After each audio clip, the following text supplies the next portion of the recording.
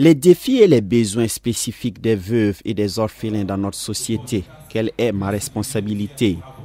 C'est le thème qui fait l'objet de cette conférence publique ce samedi 22 mars 2025 à l'église des Assemblées de Dieu de Samandin. Les panélistes, pas des moindres, se sont d'abord attelés à identifier les défis et les besoins qui sont de plusieurs ordres.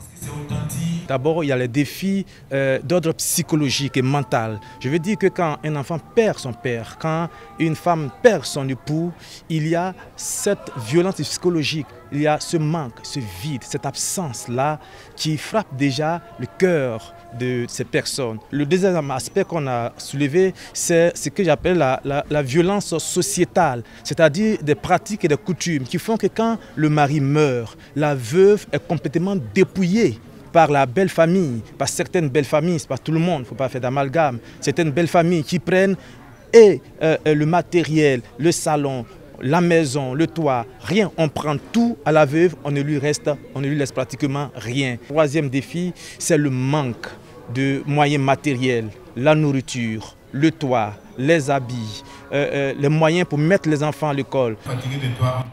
Des pistes de solutions allant des mesures politiques jusqu'à l'implication individuelle et collective de la société ont en outre été proposées pour soulager ces veuves et orphelins. J'ai d'abord proposé une solution de concept en disant qu'au Burkina, c'est vrai qu'on exprime la charité, la solidarité, mais si on pouvait réellement avoir un nom pour notre concept comme ce qui se fait au Sénégal qui est la Teranga, et ensuite en Afrique australe, c'est en Afrique du Sud, Zimbabwe, toute l'Afrique australe qui est l'Umbutu, c'est-à-dire que je ne peux pas exister sans toi. C'est-à-dire j'existe parce que toi tu existes, donc je ferai tout pour que nous puissions exister ensemble. À l'endroit de ces fidèles et même des autorités, je pense qu'il faut faire tout pour qu'il y ait un fichier, pour qu'on puisse savoir un statut spécifique pour les veuves et les orphelins, parce que le statut de veuve et d'orphelin n'est pas spécifique au Burkina Faso. Ce statut est mentionné dans le Code des personnes et des familles, donc ce n'est pas spécifiquement pour la veuve et l'orphelin. Maintenant, ce que j'ai fait aussi comme proposition, nous, l'Église, c'est en plus, comme mon collègue l'a si bien dit, mettre en place une plateforme pour la gestion et les besoins de ces veuves et des orphelins. J'ai pris l'exemple sur ce texte biblique de la multiplication d'un pain, où Jésus dit aux disciples qui sont venus lui dire, mais il faut envoyer les gens vers les villages pour qu'ils puissent se nourrir. Jésus a dit à ses disciples, donnez-leur vous-même à manger. Une manière de nous dire, donnons-leur nous-mêmes à manger, occupons-nous nous-mêmes de ces veuves et de ces orphelins. Parce qu'il faut que nous sachions en tant que chrétiens que Dieu ne descendra pas du ciel pour s'occuper des veuves et des orphelins. C'est à nous de le faire, et nous pouvons le faire parce que nous avons tous quelque chose à donner. Parfois une prière, parfois un sourire, parfois prendre de la nouvelle, une visite, et puis parfois aussi donner un peu d'argent, un bout de pain, de la nourriture, des habits peut-être qu'on porte mais qui sont encore neufs. Au lieu de les jeter, on peut les donner de manière respectueuse à ces veuves et à ces orphelins pour leur permettre d'être un peu soulagés. Et après, cette conférence publique s'inscrit dans le cadre des 48 heures de la charité, une initiative qui entend apporter du réconfort à ces personnes en détresse.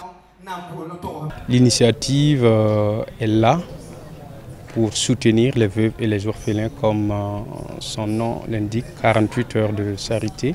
Nous visons en fait à apporter aussi d'une manière ou d'une autre notre soutien à ces veuves, à ces orphelins, participer à construire vraiment une société meilleure, participer à donner encore du sourire à ceux-là qui n'en ont pas, dont les veuves et les orphelins, qui n'ont pas choisi leur statut.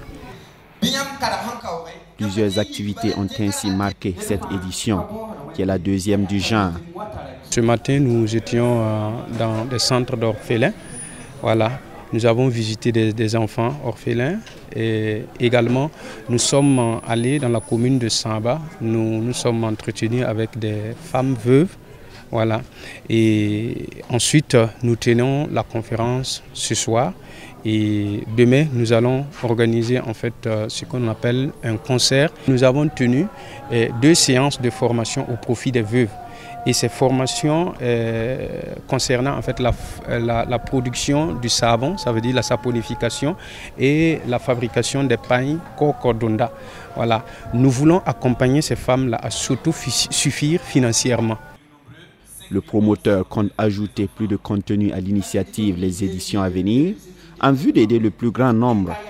Il a par ailleurs invité les bonnes volontés à ne pas rester en marge de cette noble mission.